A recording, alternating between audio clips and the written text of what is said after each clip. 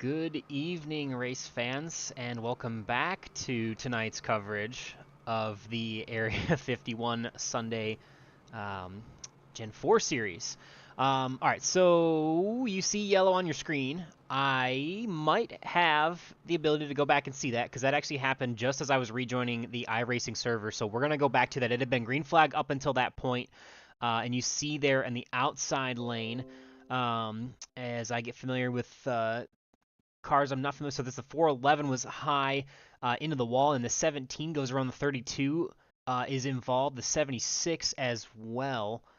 So a few cars there. Zach Perry, the 28 of Nick Wing involved. It was a 17. I think it's the 017 of Jason Bogart back there as well. Yep. So he was originally in the wall. So we'll go back to that and see if we can rewind just a little bit and get a better idea leading into the corner, kind of what happened here. So thankfully, we do at least have this for you to show back. Like I said, it was pretty much green flag action before and after we had to stop the broadcast. But into three here, you see the 411 starts to drift up a little bit, and then I think about that time the 17 kind of does too, and they both kind of like almost simultaneously tap the wall. You see there, and then the 17 gets into the tries to hold the brakes to avoid being in the back of the 411, and then that is when he makes contact with the 32 of Seth Groover. Seth Groover coming down just a little bit of contact, and then the 76 checks up. The 28 gets into from behind from the 071 of Eric Laurie. And then from there, I think mostly just minor bumps and bruises here and there. A couple cars kind of spinning out towards the inside. That's a 76 still continuing to go around. So not too terrible for a lot of drivers trying to repair.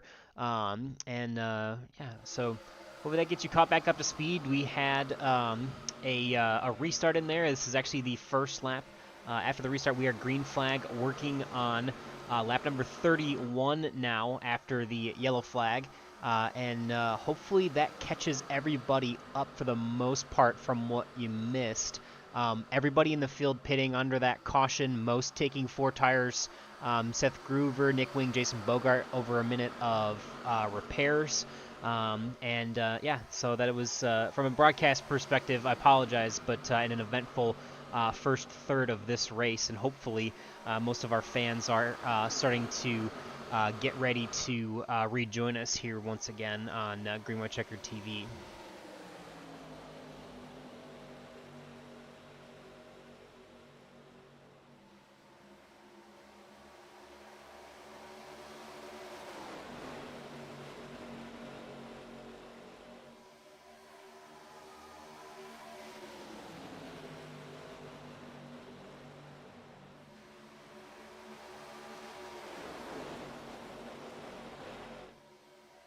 You know, I don't think really. I was thinking that handling was going to be an issue, but as I saw that 411 that last time around, it's you saw Nick Wayne there got a little bit squirrely there. Just a little bit It there on was the high quite side. scary. Yep.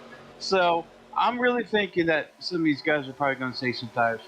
I was looking at the track temp. It was 80 degrees out there.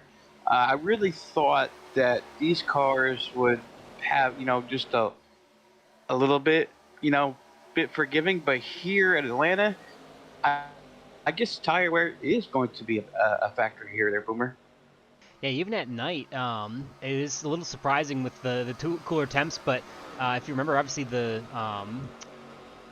more of my experience comes from the Thursday broadcast because that's where I spend most of my time. But there was a race where we ran early in the day where the track temperatures were pretty low, and surprisingly ended up having a lot of maybe not tire wear, but just a lot of slipping and sliding. And I was kind of curious if we were going to see that again tonight here, and it looks like for the most part we are. And I mean, it's not really a secret. Like obviously the Xfinity cars handle pretty well. We've talked about the updates in iRacing, how they've kind of been back and forth. Right. They don't always. There's a different driving style to them, and then there's been some quirks to some of the releases. But I mean, I think in general you would agree, or I would assume you would agree, that these Gen 4 cars are a lot more difficult to handle than the current Xfinity cars. Not that they're too terribly different, But I think these cars are definitely a little bit more, or can be a little bit more of a handful for sure.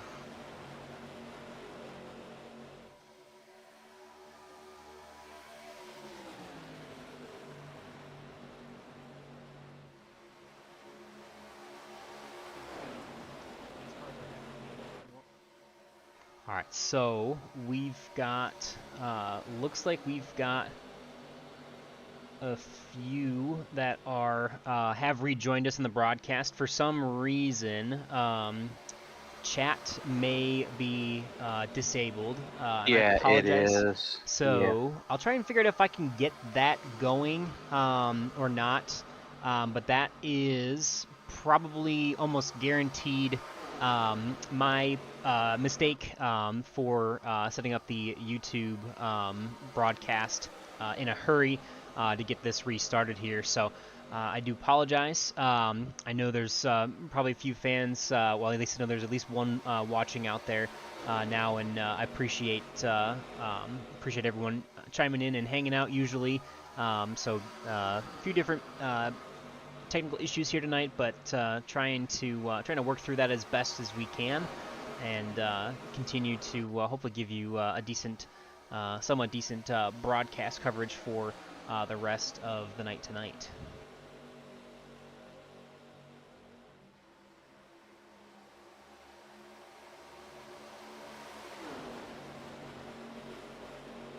I mean, those some of them cars up the top lane been pushing up the track just a little bit.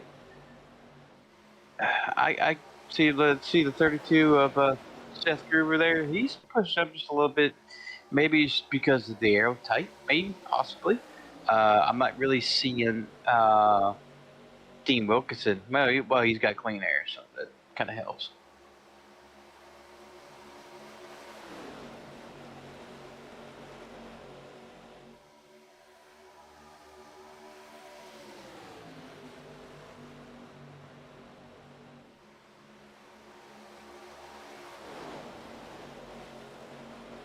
I really thought, oh, it got a little bit closer. Seth Gruber and Kevin Freezer got awfully close. I was wondering when Dean Wilkinson was going to go down to the bottom. Now it looks like we're going to go maybe 3 wide, possibly. Yep. Oh boy.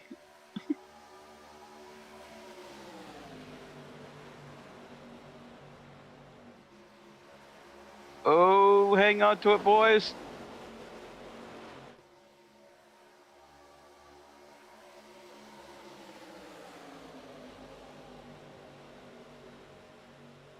He finally submitted there. I wouldn't even try that, especially in these cars. Oh my goodness gracious.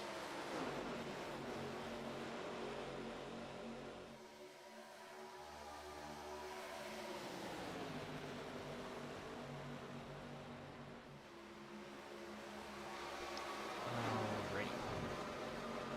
Yeah, definitely a lot to handle for these cars so far.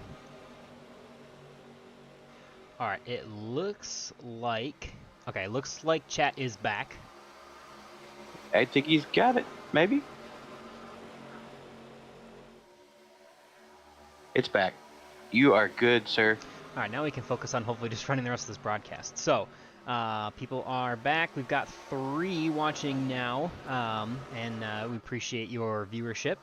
And if you so choose, you should be able to chime in and tell us how terrible our production quality is for tonight. But nah, it's a joke. But I do apologize for difficulties. Was not expecting to have to deal with those tonight, but we continue on as we are at the halfway point of this race, working on lap number 45 of 90, the 25 of Kevin Freese, and the 55 of Dean Wilkinson leading that front row, the 88 of Gabe Butler there tucked in third, and the 32 and the 21 trading that final top 5 spot back and forth. And so one early yellow, or not early, sorry, one yellow towards the end of the kind of the first green flag cycle there. Almost everybody pitting on lap number 28, couple coming back down again on 29 under yellow to get some additional fuel in these Gen 4 stock cars. And Yeah, that's pretty much the tail of the tape. I think we're at a point where we will be needing to pit once more, at least, through the rest of this race. Obviously, I think everyone was pretty comfortable to be able to go about 30 laps or more, so that will probably split the rest of the race up fairly nicely. So I'm expecting to see drivers starting to make the decisions to come down to pit road after lap 60. It's possible that the fuel window opens up a little bit before that. I know we've been playing around with the fuel loads for the iRacing setups here, and we'll have to wait and see how long these guys can go. But should be a one stop from here to the end.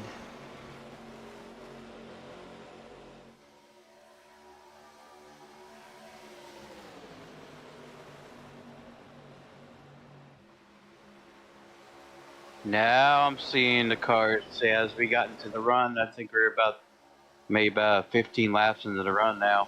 Now, excuse me, 17 laps into the run.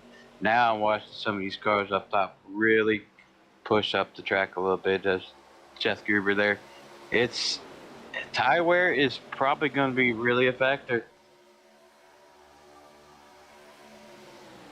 Yeah, we've seen everybody take tires on the pit stop there.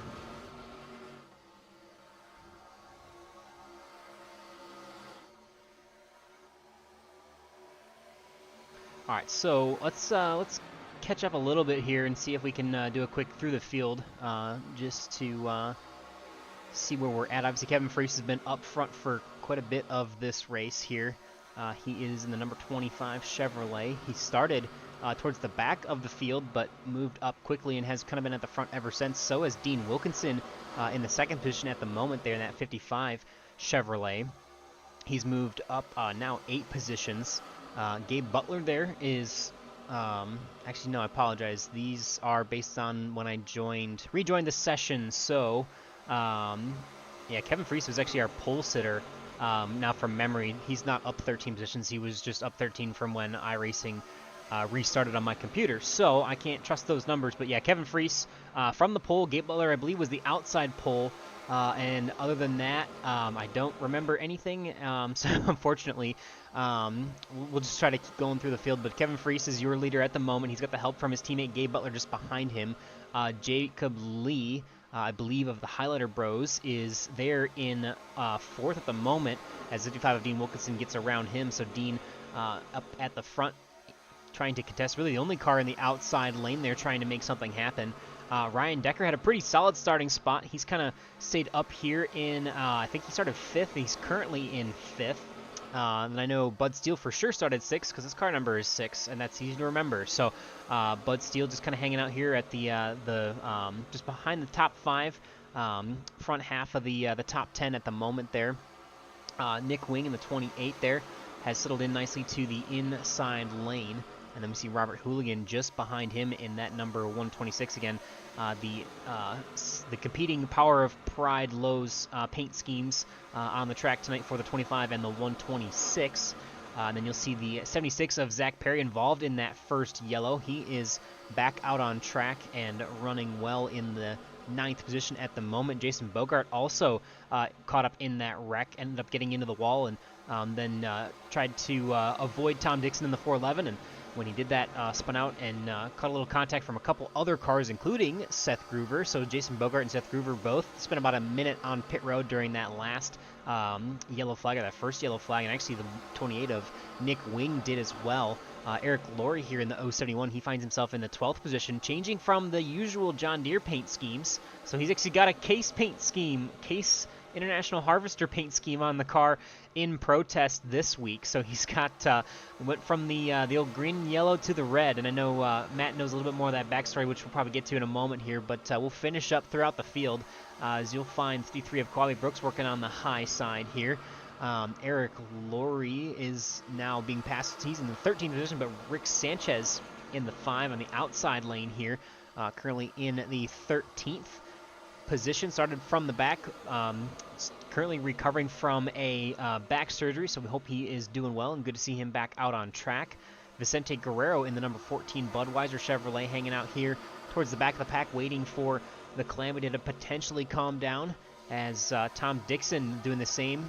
He was involved a little bit in that first yellow, just cut the wall just a little bit, but he is back here just kind of riding it out as, ooh, there's a little bit of contact in the wall potentially there, up further ahead. And then continuing on back, Jim Brooks in the number 51 machine, and then Bob Fitzgerald, who started shotgun on the field, currently hanging out in that last spot, just riding it out here for now as we are approaching the closing stages of the middle third of this race. We are pretty well strung out single file throughout the field, as you can see, and assuming that we're probably going to be getting ready for pit stops here fairly soon.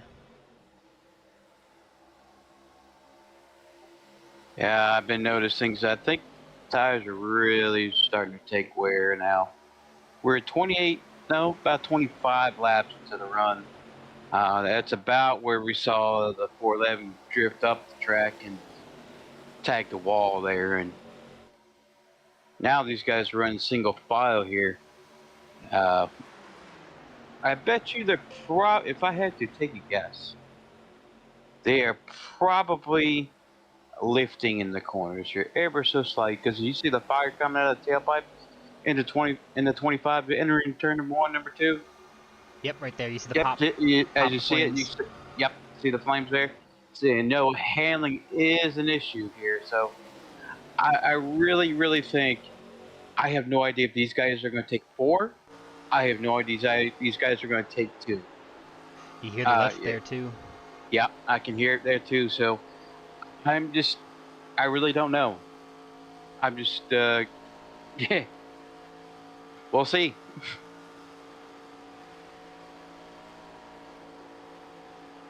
We got a wreck in the back. Yeah, further on back. Couple cars on pit road, but I think we stay green. Trying to grab that camera view for you. Issues, but it looks like, yeah. I'm trying to rewind that here for a second, see if we can understand exactly what happened here. But yeah, you saw the back of that pack, back of the first pack. Shoot, there we go. Back of that first pack here, getting caught up. And you see Eric Laurie, so the 32, so the 53 of Kawabe Brooks. Ooh, Kawabe, the favorite son of the Brooks brothers duo. And you see heading into turn 1. 4 wide almost, does not work too well. And then you see the 14 and the 53 get in the wall together. And then they continue on, but does not throw a yellow as they stay mostly straight to the racetrack.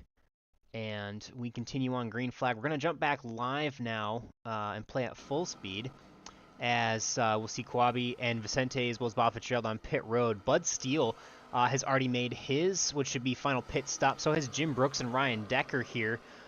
Nick Wing is currently coming down pit road. He had to hold for 54 seconds in his pit stop, so probably a 40-second stop and hold penalty is now our leader, Kevin Freese. And Gabe Butler getting a little loose coming down pit road here. Whoa. As this is the biggest crew we've seen on pit road so far. Kevin Freese from 3rd all the way back to Tom Dixon in 10th at the moment. And then you saw Seth Groover and Rick Sanchez continuing on. They will be the holdouts for the final pit stop here, and are trying to gain a little bit of track position together to see where they cycle out. So Gabe Butler and crew will be coming out together, and it looks like we're seeing a lot of 4-tire stops. A lot of 4-tire stops for pretty much the whole field. A couple right side tires. And then we actually see, looks at the 88 and the 25 of Kevin Freese. Only took 2 tires, so we will see how handling plays out for them.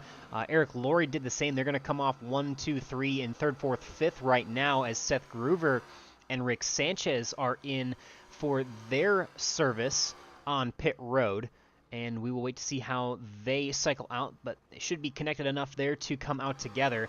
The 88 and the 25 of Gabe Butler and Kevin Freese are nose to tail pushing very well as they get back up to speed here. We're going to go back to Robert Hooligan here now in the 5th position, as you'll see Seth Groover is going to get passed by our leaders, and he's going to fall back to 5th, hopefully be able to hang on to this lead pack, but Gabe Butler and Kevin Freese with a good advantage down the back straightaway, passing Rick Sanchez as he gets up to speed. You see the speed difference there coming out of pits for the 5 of Rick Sanchez, as he should be able to fall in line with the 126 and the 6 in the second group here. And they are over 2.5 seconds behind Gabe Butler and Kevin Freese at this moment. So if that continues, it's very likely that they will not be able to catch back up to what is this lead 2-car pack. So Robert Hooligan, Bud Steele, and Rick Sanchez are in this second group. Eric Laurie is just behind them. He got passed by them during the pit out cycle. Again, you see the Case International Harvester paint scheme. And they are going to be joined by Dean Wilkinson, Jacob Lee, Seth Groover, Zach Perry, Jim Brooks, Ryan Decker, Vicente Guerrero, all the way back to 13th place. Kwabi Brooks is just off the tail of that pack and looks like he is catching them, so should be able to be a 14-car pack. Then the 017, as scored 17 paint on the paint scheme, Jason Bogart is unfortunately off of the pace with no draft, and he is falling off behind Kwabi Brooks there in 15th place.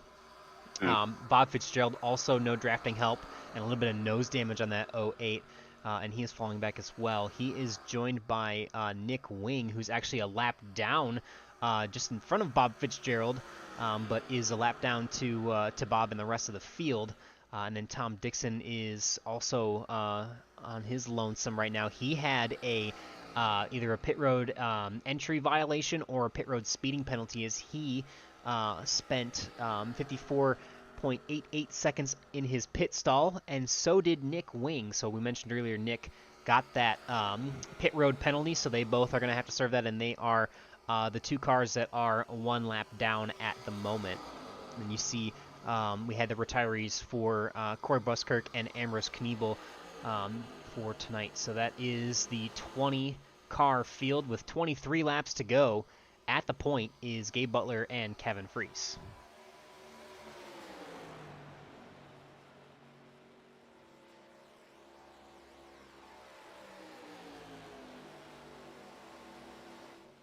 And just got word from my teammate, Matt Wagner, who's potentially having some internet connectivity issues. So all sorts of problems for us here in the broadcast, and our sincere apologies. Usually we have our act a little bit more together than we do tonight, but hopefully still able to try and get you as much of the race coverage as possible, even if we got a couple different streams and a couple different things going on. But we genuinely appreciate, as always, the support. And so after the green flag pit cycle there, we saw again the 88 and the 25 very, very strong. They're actually gapping the field by another 1.5 seconds since the green flag pit cycle. So Jacob Lee is now being pushed by the 32 of Patrick Groover. And this battle is for 3rd place. And even with the pack that they have, there is not enough of a draft for them to start catching the 2 leaders, because when they came off of pit road, if I'm not mistaken, it was about a 2.5 second gap from 3rd place back to Kevin Freese. So we'll keep an eye on that and see if we can see whether that pack starts to pick up a little bit of speed. But you do see the disconnection from the 21 and the 32 in the inside lane, and then the 6 and the 071 in the outside lane. They are not nearly as close as you can see the 80 and the 25 are, and they are clicking off really good lap time. So that last time by was in 30.86 for Gabe Butler. Jacob Lee ran a 30.79, so half of a 10.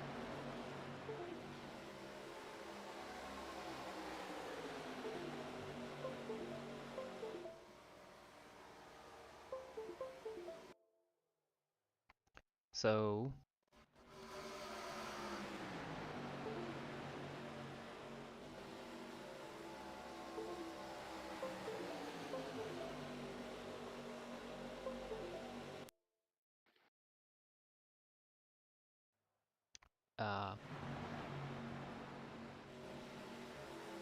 all right, I think we're back. We've had a couple issues here, and a few more connection issues potentially on both sides here, but it looks like we are stabilizing. It didn't. I'm not showing dropped frames, so I think it's just.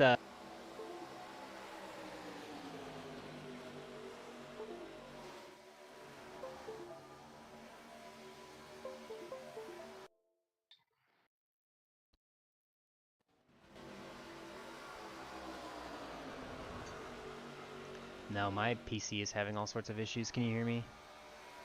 I don't know what the heck is going on.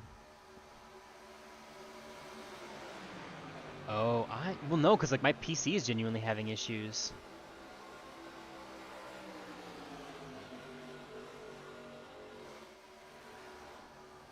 Yeah, but like for me, it's like my yeah, I think that's Kawabi. Like connection looks bad, but also like my USBs keep like popping off and on. Uh,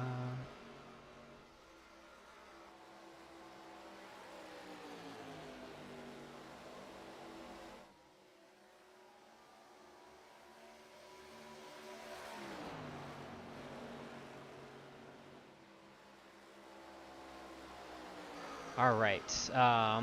So Woo! continued issues here What? for both Matt and I. Not quite Oh, sure. Seems yeah. like it could be some connection issues, but my OBS also does not say that I've dropped a single frame, so I'm not sure what that's about. Or, but I had, yeah, I don't know. You know we live in Anyway, the same state. You know that, yes, I know right? we're only a couple hours away, but I don't understand why. I mean, my USBs and all that stuff were popping in and out, so I don't really understand what's going on. But yeah, very interesting for sure. But I think we're live. I hope. I'm gonna check. Me too. Yeah. All right. So according to YouTube, it does look like we are running a broadcast. It may not be a good one tonight, but we are 15 laps to go. Gabe Butler and Kevin Freese. So as we, well, before the most recent set of technical issues was trying to highlight the fact that Gabe Butler and Kevin Freese are running just as fast, if not faster lap times, and you see the great push that the 25 is given the 88 right now. They've picked up a straggler in Tom Dixon in that 411. He's going to be the first car 2 laps down at the moment. He's trying to hang on to this draft of the 25 and the 88, but you come back to third place and you see a whole pack of cars that are not able to run as fast as the 2-car tandem of Gabe Butler and Kevin Freese. Now, I say 2-car tandem mostly because Tom Dixon in the 411 isn't necessarily up on the chip trying to push both of them, but is hanging out there. But it is a 3-car breakaway, and it is very interesting to see. So the last time by, Gabe Butler runs a 31:33, and at the stripe, Bud Steele runs a 31:36. So 0.03 of a second slower than the 2 leaders of Gabe Butler and Kevin Freese. So at this point, with 11 laps to go, assuming nothing changes, it is going to be a battle for this pack here from 3rd on back to 14th to try and settle the final position within the podium placings, as we are 10 to go at the line for Gabe Butler and Kevin Freese. You know what we showed that run a while ago before we had our technical issues. Remember that fire at the tailpipe, saving tires in the beginning of that run? They only took right sides that last pit stop. So they managed their tires really well. And I'm seeing right now they can run like pretty much like flat out right now, the way they save their tires. And they're doing a fairly, really good job of doing that. Will Bud Steele, Mr. Lee, I know you're out there. He's out there. He likes to listen to the broadcast while he races. Yeah, I know probably... he does. Yes, he does. So, Dean Wilkinson, Zachary Perry, were those guys able to catch that little 2-car tandem? No. With 8 to go, I really have sincerely doubt it. But No, not it's with the going to be lap a fight times. for that 3rd podium spot there, Boomer. Yeah, absolutely. It's going to be, this will be probably where we settle on for the rest of the race. Obviously, with respect to the Butnaka teammates in Gabe and Kevin at the front there, but we're going to focus on this for the rest of the show. As you see, the 6 is working on that high side. He's got the help of Dean Wilkinson, drifting up a little bit there into that third lane. And the 21 being pushed by the 76. They're going to go Ooh, just got about 3 3 wide there. wide He for a about moment. dead. Yeah. Vicente Guerrero still in the outside lane, currently in the 7th position, as the 76 of Zach Perry and him continue to trade that spot back and forth. Ryan Decker is in this group, as well as Seth Groover. And we've got Eric Laurie and Robert Hooligan, as well as Rick Sanchez and Jim Brooks hanging on to back of this pack. So we saw earlier a little bit of a moment for Kwabe Brooks getting into the outside wall and a little bit slow. He's slowing down just a little bit to our leaders, or sorry, to the second pack, I should say. So he is trying to hang on to the back of that, but it is 2x2, 6 cars deep to again decide that third place for tonight. The last week's winner, Bud Steele, is working that high line. Now the 55 jumps to the bottom in front of Jacob Lee. And the 14 of Vicente, promoted to second in line in the outside, has the 48 of Ryan Decker. And they are trying to figure out who is going to take home that third place now that Gabe Butler and Kevin Freese are checked out.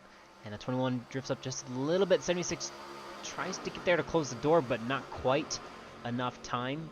And they are going to stay 2x2 for now. The 55 well ahead of both lanes at the moment. And he's going to come down to kind of protect both the middle and now actually all the way to the bottom, as that's going to leave the 6 of Bud Steele out to the outside by himself, and the 55 jumps back out. And you can see all the space that they have on that front straightaway and how much they're using it, Matt.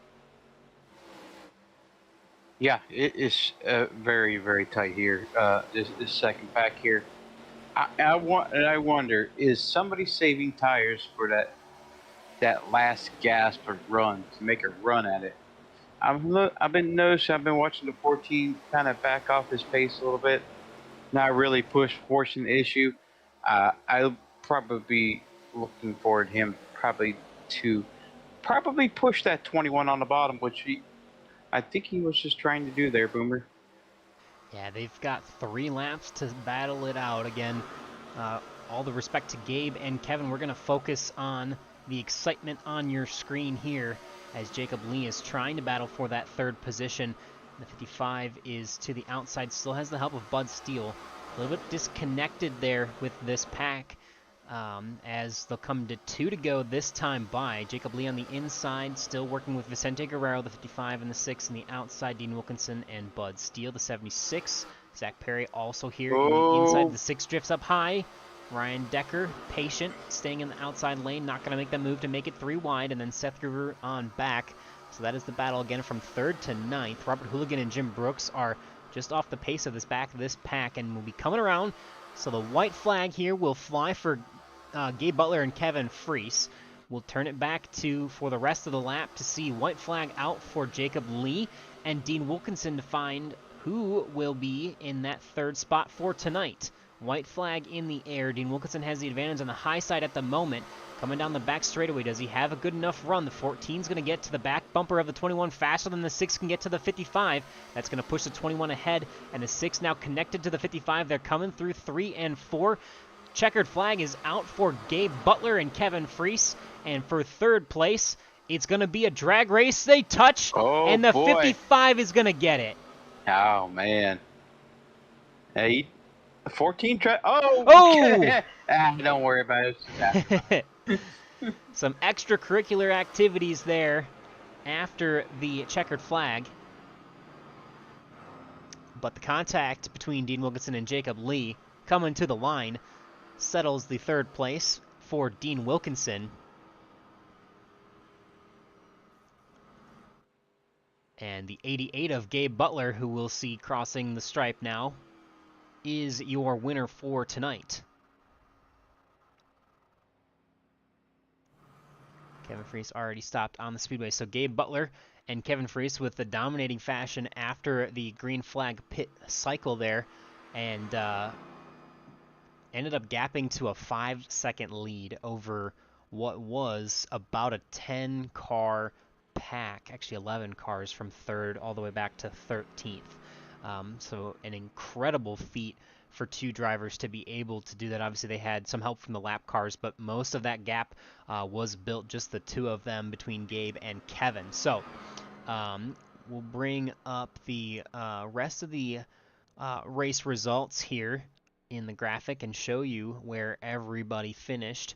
Gabe Butler, and I can't remember. It was Gabe Butler and Kevin Freese on the front row. I don't remember which one was which. Obviously, I already highlighted the SDK info is messed up from restarting the session, but um, uh, the same starting front row was your 1 and 2 finishers for tonight. Dean Wilkinson in the 55 gets the final podium placing, just a few hundredths of a second and a couple thousandths, about 20 or so thousandths of a second ahead of Jacob Lee.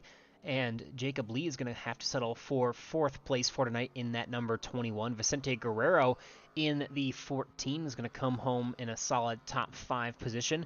Bud Steele started 6th and is going to finish there, as again, that's easy to remember with the number 6 car in the 6th position. Zach Perry coming back from the incident that we saw on lap about 30 there, and he's going to come home solid top 10 for himself.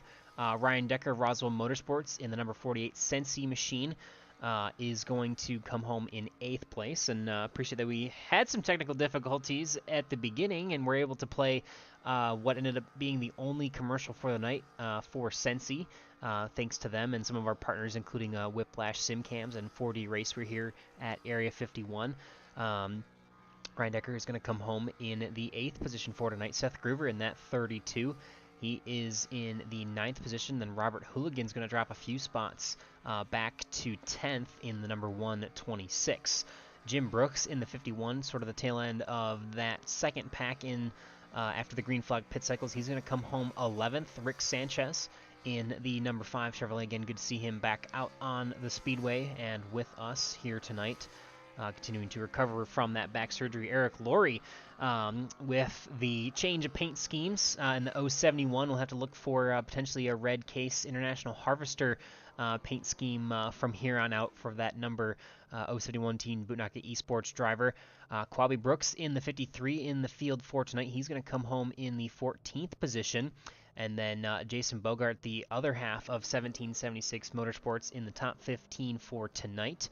Bob Fitzgerald moves up 4 spots from shotgun on the field at 20th place and will come home 16th for tonight. And then we've got the tale of penalties on pit road for both Nick Wing and Tom Dixon there, as they're going to come home 17th and 18th. And the rest of the race results will have Corey Buskirk there in 19th and Ambrose Kniebel there in 20th, retiring early from tonight's contest. So that is your unofficial race results. We're going to start pulling up some drivers here for some interviews, and the first will be none other than the 55 of Dean Wilkinson. So we'll bring him up into the broadcast booth and congratulate him on a hard-earned 3rd place there towards the end of this race. And Dean, want you to take us through what that looked like from your perspective there to come home in that 3rd place position tonight. I just tried to keep my tires as good as I could keep them. Doing that high line, I figured if I was in that low line, I would have chewed them up because the high line chewed up my tires. So, and then that 2-tire pit stop for those guys up front. Yeah, I took 4. Definitely made a little bit of a difference to have the tires and the handling. It looked like there was definitely those cars were definitely a handful out there on track. Can you talk to how the car felt and what it was like trying to navigate this 1.5 mile super speedway? No, the car felt good. I mean, for the first tire until that caution, I felt like I could still go another probably 10 laps. But once you get near the end of the fuel run, the car starts to push up. So you got to let off. But for the most part, no, it felt good. Yeah, no, we always say light is tight when there's not enough fuel in the car. Pretty much any car on the service almost, it seems like, likes to plow, at least for the stock car side of things. But definitely a really good battle. Obviously, you kind of settled in with that second pack there behind Gabe and Kevin. through pretty much the majority of the rest of the field there, and was just working hard to stay on that high line, like you said, trying to save a little bit of tire out there.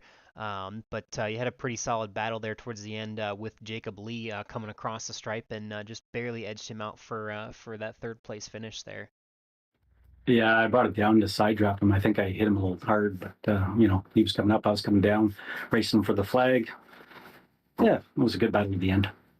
Definitely a good battle for sure, and glad to see you got the final spot of the podium tonight. Kind of almost probably feels a little bit, honestly not a win, but you led the main pack there, so definitely still a solid night starting up front and really staying there all night and having pretty quiet night and some good results to show for it. So Dean, at this time I'll roll out that red carpet for you. I'd like to give you that opportunity for any thanks or shout outs for that third place finish.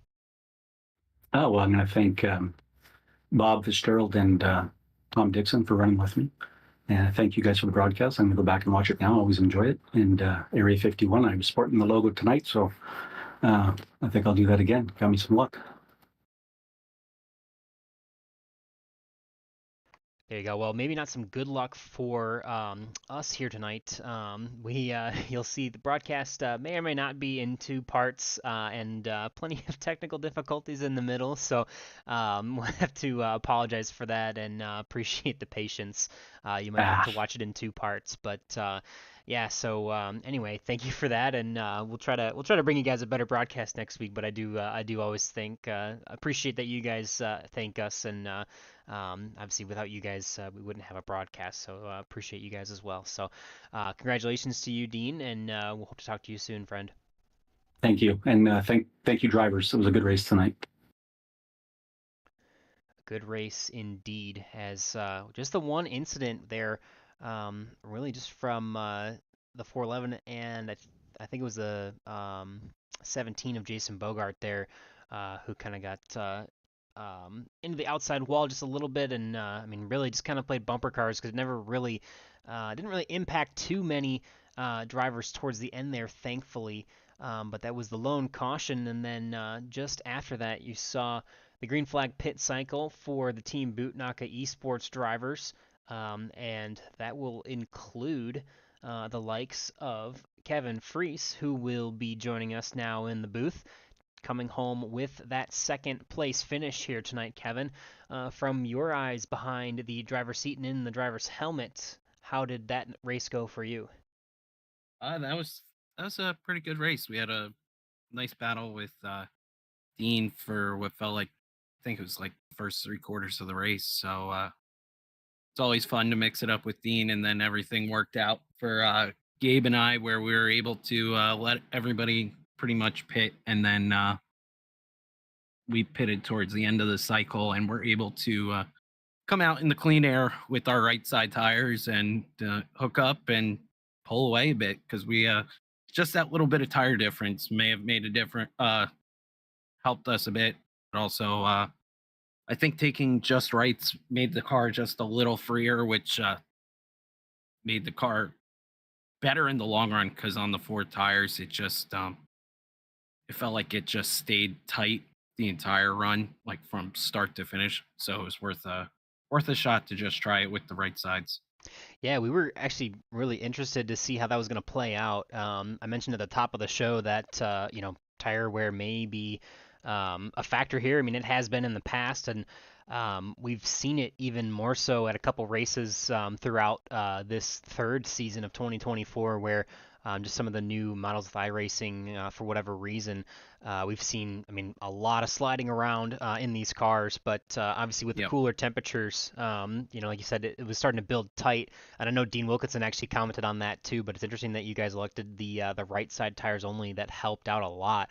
Do you think that was really a big difference in how you guys, I mean, so you came off of pit road after the green flag pit cycle. Not only did you save about maybe 2 seconds or so, I think you came out 2.5 seconds ahead of third place at the time, and then but you were building to a 5 second lead at the end of the race. Yeah. Do you think that that was really the key to you guys being able to build that that gap up to third? Yeah, and it was like it got down, I think, to like 1.8, 2 seconds almost. Um, when we were finally getting up to speed. And then I was just able to push the tires a little bit on the front end and try and pull the gap. And we were able to, once we got it out of that, like 2.3-ish is where the draft seems to fall off a bit. So that once we maintained that, we were able to also, when it was just the two cars, it didn't seem like there was much of a bubble, and I was able to close up really tight to Gabe right on the corner exit and do it efficiently, like at my own rhythm, where it wouldn't get him so out of shape. Where sometimes that's a little bit harder to pull off when you have the bigger pack and somebody behind you pushing you up. Sometimes it gets your timing off, and then you're checking up on the exit. But this one, I was able to just go flat out, basically from the exit of the corner all the way to corner entry. So it made it a really, really efficient draft line for us. Yeah, no. Obviously, we were listening in the draft, and we saw, we could see everyone lifting going into, turn 1 and turn 3, with the fire coming out of the tailpipes there. But it sounded like for the most part, you and Gabe were able to really be almost full throttle well into that final green flag run there after the pit cycle. I mean, it sounded like that was the case. Is that true? I don't know what Gabe's inputs were, but I know mine. I've also found when I was letting out of the throttle, the car actually was getting tight, almost like the front valence was just hitting the track and pushing me up a little bit. So I was going down to like 5 to 10% throttle instead of going all the way out, which also helped to keep my momentum. So it wasn't just trying to rebuild it and then pointing the car to the bottom. So, yeah, I don't know what he was doing though. Yeah, that's awesome. Well, it's good to build the notes for the notebook. I know, obviously, one of the first races that we saw here at Atlanta Motor Speedway, I think it was you and Gabe had taken 2 right side tires, and I think it was like watching you guys try to drive pretty much drift cars and on ice skates. Like I think it was Gabe that drifted all the way through 3 and 4 after the green flag pit cycle. But it's kind of crazy how much changes, and now 2 right side tires is better for handling and better for speed. So yeah, it's definitely an interesting game here at this speedway and the setups and all the changes that have been coming to the iRacing, the models, especially for oval racing. Yeah, it's a lot of fun to try and keep up with. Sometimes it's fun, but what they've done to ISS and the Xfinity car is absolutely not fun. That car, through all their various changes, is probably the most unstable car you can ever drive, even with the iRacing setup. So that is a major work in progress for Gabe and myself, just trying to figure out what the car's doing. And this car, luckily, even ISS, all the tracks this thing races great. So it's awesome to see. Good deal. Well, Kevin, we'll ask you one more, or not a question, I guess, but we'll give you one opportunity there to speak again for rolling out that red carpet. Any thanks or shout-outs you'd like to give for that solid second place finish here tonight? Yeah, thank you and Matt, for doing the broadcast tonight for us. Thank you to Gabe, who he helps me a tremendous amount with this, the adminning and the setups on this super speedway side. It definitely makes it a lot easier having him in the corner with me. And thank you to Gabe and Eric for the great run tonight, and thank you to the drivers for putting on a great race. Yeah, indeed. I know Dean also thanked us for the broadcast, and I will apologize to you and to the viewers as well. You'll notice that it is actually in 2 parts and quite a few technical difficulties in between, so I apologize. Oh, that's not acceptable. Yeah, I take back my thanks. apologize for that. I'll tell Gael to dock our pay for tonight. Yeah. So, Hey, I appreciate anything you guys give us. It's awesome to be able to go back and look at. yeah, absolutely. It was there. Most of the race should be there, and we caught up to the yellow flag once we got back on the second broadcast. So Awesome. apologies for that, but most of the action should be there, and we appreciate you guys, because obviously without you guys racing in the league, there also wouldn't be much for us to broadcast. So appreciate you guys, and congratulations on that second place finish tonight, Kevin. Yep. Thank you. Have a great night. You as well. Alrighty. We are going to get to our race winner, Gabe Butler, in that number 88 Chevrolet, the familiar Guinness paint scheme with the pink accents for breast cancer awareness there. We'll bring him up into the broadcast booth. Another win for Gabe Butler here at Area 51 that you get to see on green, white, checkered TV. Gabe, what did it look like from your vantage point from behind the driver's wheel? I mean, clean race, basically. What do we have? One caution. Good pit stops. Uh, Hell of a job by Kevin pushing. We were just basically saving tires the whole time, and we had a plan and we stuck with it, and it worked out. Yeah, I know. Obviously, at this point, I've got to talk to Dean and Kevin, and it was interesting to see. Obviously, Dean was talking about how tight the car would get on the long runs, especially as the fuel load would dwindle with the engine burning that. But I know Kevin had mentioned that you guys took right side only to try and free the car up more. And I mean, it obviously, I think handling wise worked out really well because we were really surprised in the booth to see that you guys were keeping pace, if not faster than that whole slew of drivers. I think there was about 11 car pack from third on back. But it was kind of crazy to see that you guys were faster and built from about a 2 second lead to a 5 second lead at the end. Yeah, we were kind of surprised too. I mean, under caution we did take four, but on the last pit stop we'd planned on taking two, and that's what we did. It worked out. We split the pack, and like you said, yeah, we were a little bit surprised that we were pulling on them, but it did free the car up. It helped, and we kind of had to track to ourselves so we could run the line you needed to run to maintain speed and not scrub any off. I mean, anytime we scrub some off is a few times I missed going into turn 3. I missed the entry and it slowed us down a little bit. So they start catching us by a couple of tenths, but then I got my act together and we were able to start pulling again. Well, definitely not missing your marks by much. Obviously, if you guys were able to pull away that much, but yeah, definitely. I mean, obviously, I think everyone was a little surprised to see that, but it was pretty impressive. I know, we continue to, as I told Kevin, build that notebook for these cars and other cars here at Atlanta, and I know I'm basically giving the same interview as I gave to Kevin, but I was talking to him about how interesting it has been with the updates and the models changing for stock cars for both these cars and the Xfinity cars. And I know I mentioned to him, like, obviously, I think it was you that took two tires at one of our first races here after the repave was launched in iRacing. And I think I watched you drift the entirety of turns 3 and 4 on right side tires and was just super, super loose. So it's really interesting to see how that all changes and how you kind of have to keep up with it and stay on top of that.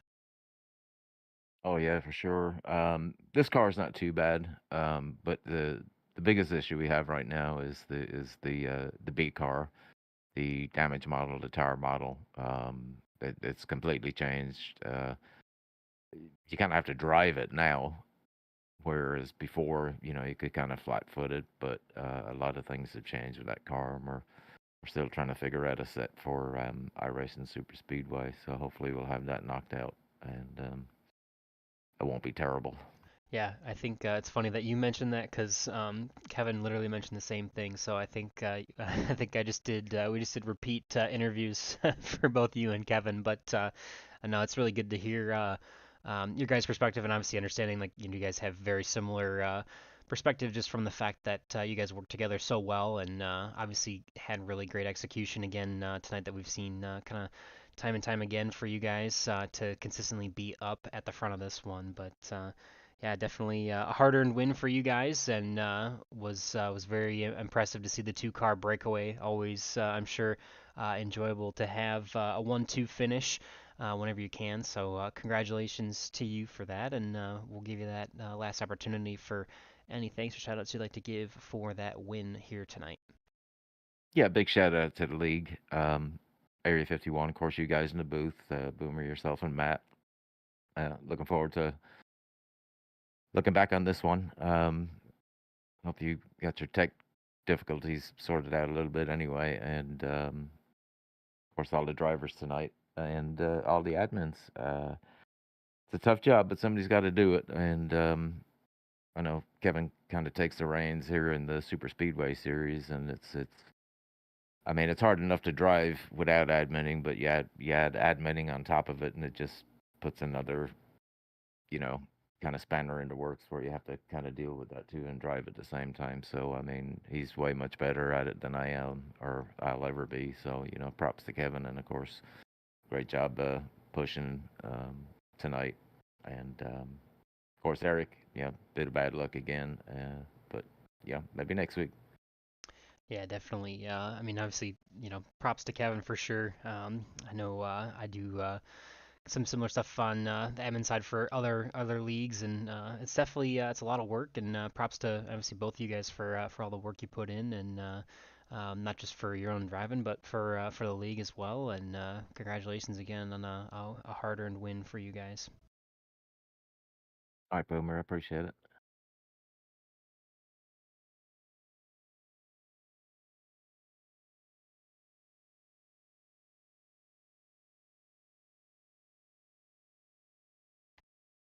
Alrighty, so we will again apologize for the technical issues that you saw here tonight, and appreciate the patience from the fans.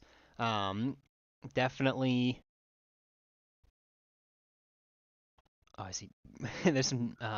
Oh boy. No, the You have technical. problems again? Yeah, well, it's funny because the part of the replay that I'm at right now is where some of those happen. So we'll just jump back to live, and that should take care of it. Okay. But that's what I was like, oh no, not again. But we were just looking at part of the replay that had the technical difficulties from earlier. So yeah, not sure, and I apologize. I think some of that was, some of that was definitely on my computer end. Some of that might have been on the network end, but again.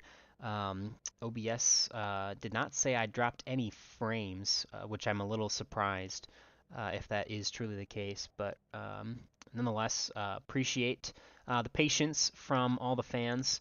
I know this was definitely, obviously broken up broadcast, had to restart the computer in between. Not ideal. We'll try to figure out if we can prevent that in the future. But honestly, even man, it's been 3 or 4 years at least, I think, since I started doing these broadcasts. I've never quite had an issue like that, and obviously apologize for that. So we'll try to see what we can do, maybe to avoid that in the future, and try to replicate it or figure out what the actual cause was. But again, appreciate the loyal viewership from all the fans that are watching in the stands for tonight, as well as the drivers who. Obviously, thanks to them, we get to broadcast this league because they are a part of it and they are racing in it, and put on a good show for us tonight. Obviously, I think every interview mentioned pretty much a clean race all the way to the end, and some good green flag action, and a pretty solid finish there for that second pack. And we saw some good butt kicking from the boot knockers here tonight. So. We'll take a quick look to the schedule. I know I mentioned it earlier. We should be back at Talladega next week. And where I normally look for the schedule is not posted. So give me a second. I'll pull that up. But Matt, before we head out here, I want kind of your opinion and your final thoughts on tonight's race. Well, as you saw right there, those two ran away with it. Good. Well, if I'm going to say execution on pit stops. I went back and I did a little bit of research on that. Their in and out time was superbly good. Like I said, pit road execution here at Atlanta Motor Speedway is a big deal. I have trouble breaking these cars, these Gen 4 cars. It's truly a struggle. These guys got it to a T. As you saw there, they were able to save their tires and push each other to about 2 more seconds of a lead, and they just ran away with it. You can't catch them. They're gone. Tire management was probably the key of this race. Yeah, absolutely. And it was funny enough that we saw the two-tire strategy working out a lot better, even for um, the two drivers at the front of the pack. So definitely was interesting to see how they managed that, and that allowed them to free the car up a little bit to give them an opportunity to be at the head of the pack. But yeah, so we got the schedule up for Sunday here for you. Next week again will be Talladega Super Speedway, and then we will roll into the week of November 24th back at Daytona. That'll be the first race of the playoffs. So that'll be the 4-race chase that we have. So your top 12 drivers after next week will be locked into that, and we'll be competing for the championship here. Then the following week, it'll be iRacing Super Speedway, followed by Atlanta Motor Speedway and Talladega Super Speedway to finish out. So that'll be December 15th, the final race of the season and final race of the year for Area 51 on Sundays. On Thursdays, we have a little bit of a shortened schedule, obviously with the holidays that come into play in the fall. So Halloween on the 31st had to be an off week. And then the 28th will be obviously the off week for Thanksgiving. So coming this week, though, we'll be at iRacing Super Speedway. So obviously there kind of highlights a couple weeks behind that the schedule is there, but it's the same gambit of Daytona, iRacing, Super Speedway, Atlanta, then Talladega. So iRacing Super Speedway will be this week for the Thursday series. Then they'll go to Atlanta Motor Speedway on the 21st of November.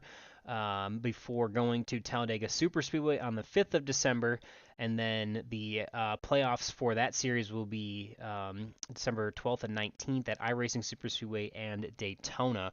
Trying to get all that in for the end of the season. And I know I have seen a schedule for the Tuesday IndyCar series. Yep, for Area 51 and Dark Horse, and they are coming back. Yep, not this week, but the next week. Our season opener will begin actually an hour later, just to help our guys over to the West Coast. We are be making our debut at Homestead Miami Speedway. It's one of my favorite tracks there, in the Cup car. Actually, I'm a fan of it there. But we're going to race there in the IndyCar. We have a full field, 33 drivers ready to duke it out there. I really do appreciate the guys over at Votive. We have partnered with them. We have brung over good drivers over to them and to us. Now we have a nicely full gridded field, which I am really looking forward to. Yeah, definitely looking forward to having them back, and that'll be kind of a combined 24 to 25 seasons. So unfortunate to have the delays to get that back on track, but we will be back in action. And I believe that is a 12 or 14 race calendar, if you didn't say, Matt, but a pretty solid season there that'll start again November 19th in Homestead and finish at Auto Club Speedway on April 29th. So Tuesdays will be back soon enough here on Green White Checker TV for Area 51, and we're looking forward to having that action here once again to fulfill all of the iRacing fun that we get to have here within the series, and then obviously Green White Checker TV, our broadcast here. So that's probably enough rambling from us. We appreciate everybody as always chiming in, watching the race. You know, obviously all the people that make this series and all the series here at Area 51 go around the racetrack. We appreciate you all, and look forward to having hopefully an issue-free broadcast. So Gael and I are actually going to trade, I think, this week. So I took over Sunday, and he's going to take over this Thursday's broadcast. So the next beautiful voice you should hear on this channel will be that of our good friend Gael Brooks. Oh boy. And for myself, Boomer Logan, and for my friend Matt Wagner, we will be signing off tonight. And hope you have a great week and stay safe.